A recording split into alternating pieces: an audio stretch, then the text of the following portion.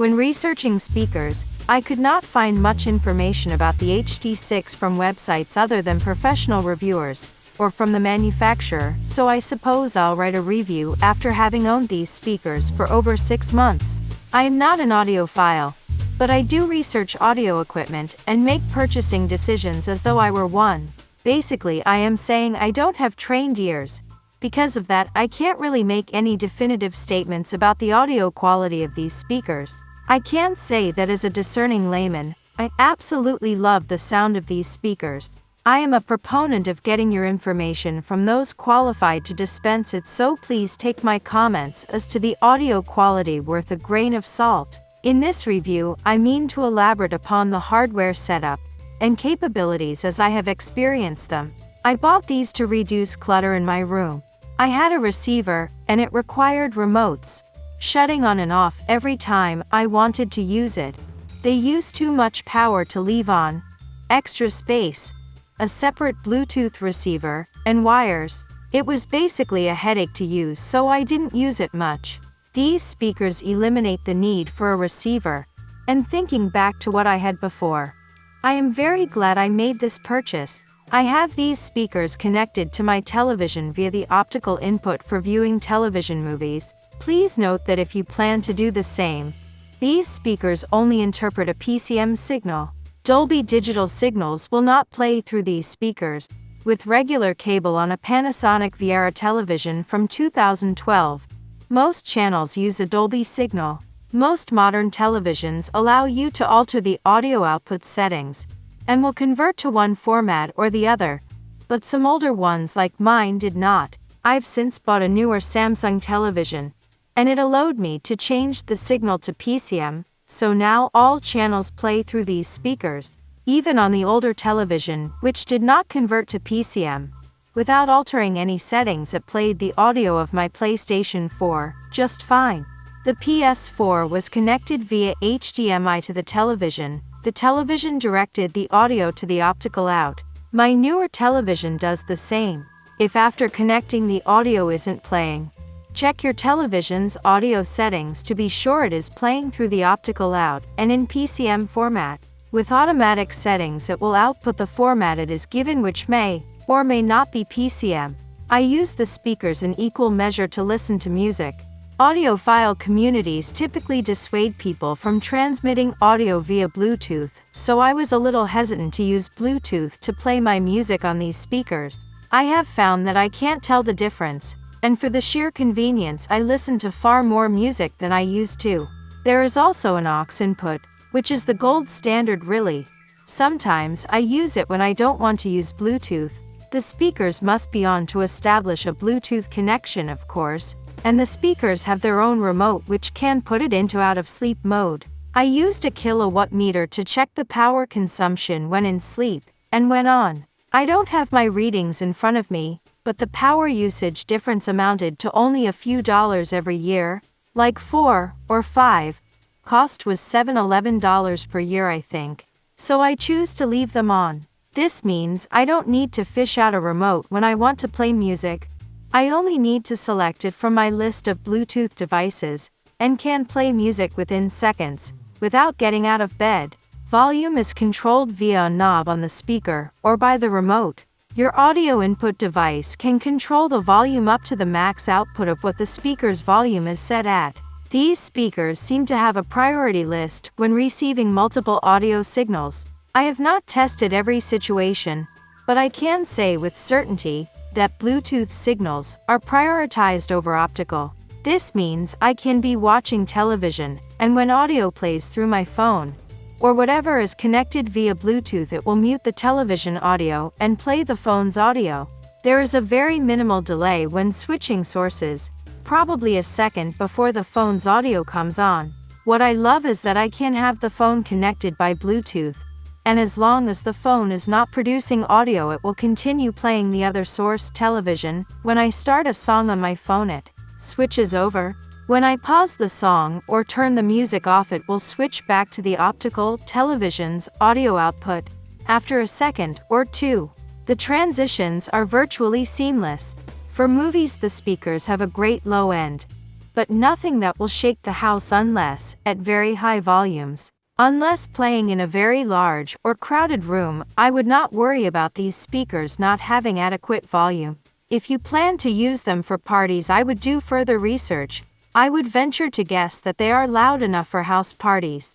For playing video games, the high and mid ends are excellent. The low end is significantly better than anything that is not a subwoofer.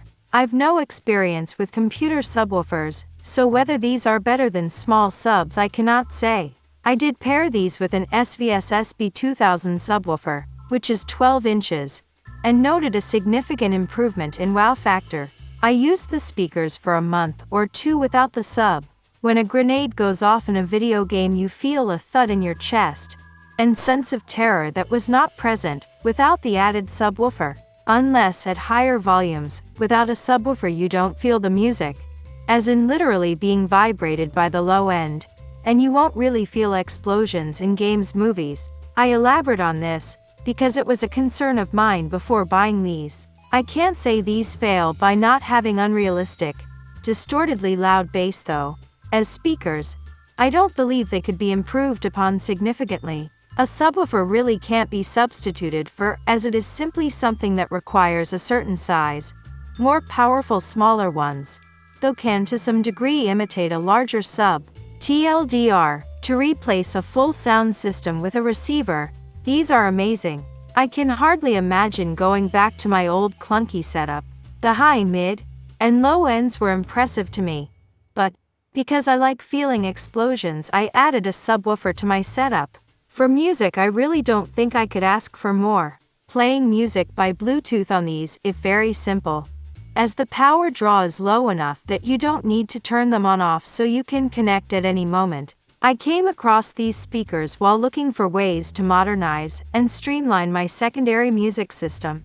These powered speakers serve to replace an Onkyo stereo receiver and a pair of Infinity speakers, both of which I found pleasing to the ear, but a bit long in the tooth. They had served their purpose, and it was time for something more modern. In pricing a solid integrated amp, either in combination with an external DAC or featuring one, I found that it would set me back a tidy sum. Adding Bluetooth capability would further complicate and add to the expense. Then there was the matter of finding a high-quality set of speakers that were prettier, smaller, and yet still carried enough palpable weight to enjoy challenging music. Cheap speakers abound, but they typically look cheap, and I was not interested in trading down in regard to sound quality. They say all roads lead to Rome.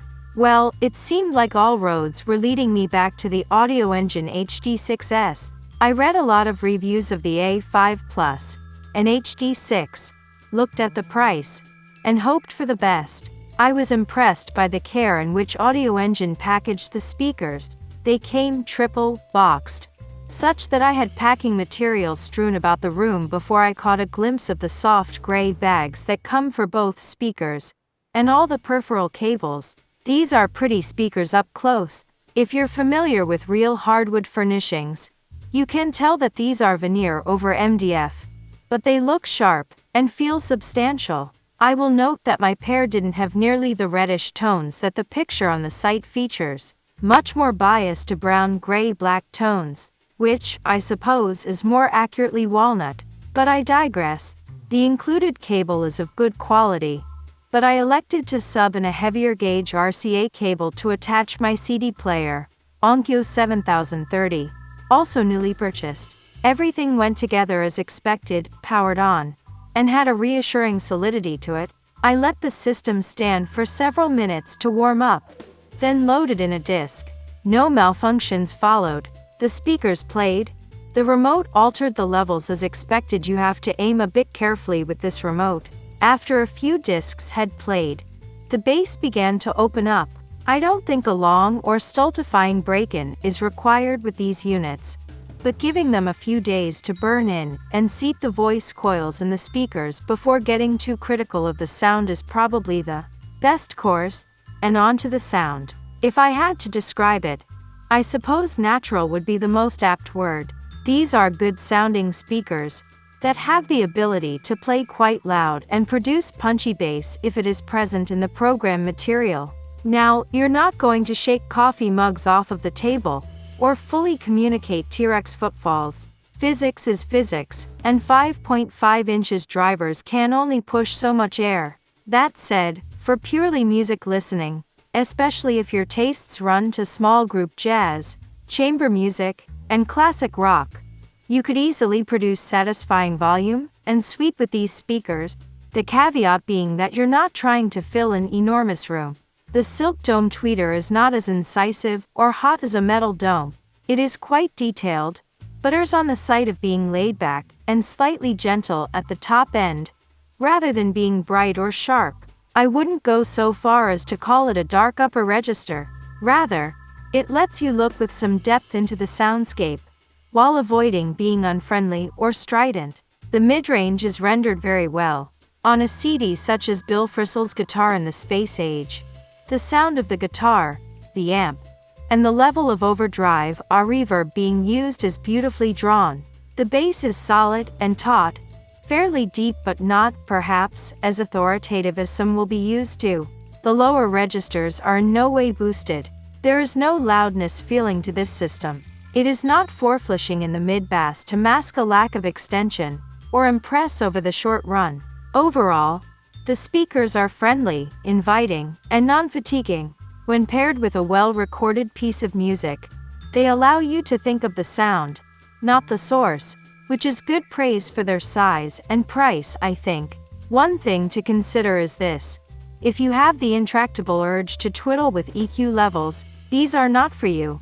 They sound how they sound. Unless the source component has some ability to introduce EQ settings into the mix, they are not present on the HD6 itself. For me, this is fine. I almost never use EQs, and choose a source direct option to cut them out of the signal chain if possible. I didn't buy the HD6 simply to play from a component disc player, however. If that had been the case, saving some cash and purchasing the A5 Plus would have been the wise course.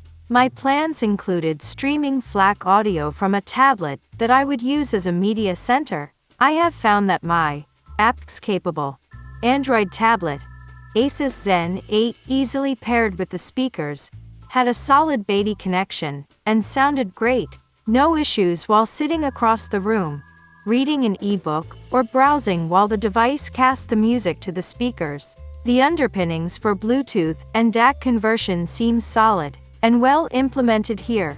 I like that incoming signals are upsampled to 24/192. Streaming music from Amazon Prime Music still resulted in a good sound. No glare, no major veiling, no grid or heavy treble attenuation. After playing the HD6 for several days on their own, I paired them up with a Klipsch subwoofer, crossing the sub over at around 65-70 Hz to let them roll naturally in at full volume as the main speakers began to drop off. Integrating a sub can be rather a hassle, but I was able to get a satisfactory blend within about 45 minutes of tweaking.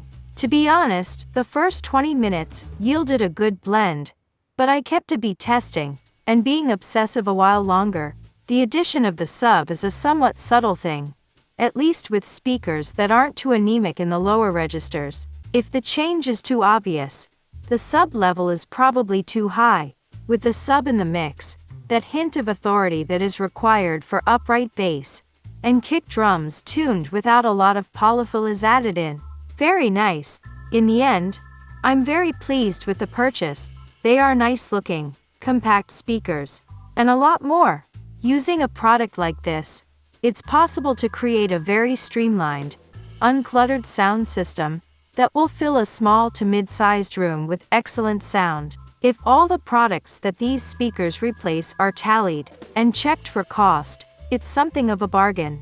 It might not seem so, as the price seems a bit princely for a small speaker system, but you would be awfully hard-pressed to improve upon it for a similar fee, even with less attractive or integrated components. One last note: some people might consider purchasing these as high-end computer speakers. Now, they do sound very nice in the near field, with no audible hiss, and none of the face-melting overbrightness of a speaker ill-suited to monitor duties. However, they are quite large, and I think they would be overkill for the bulk of your desktop setups. They'd look more at home above a mixing board than flanking a computer screen.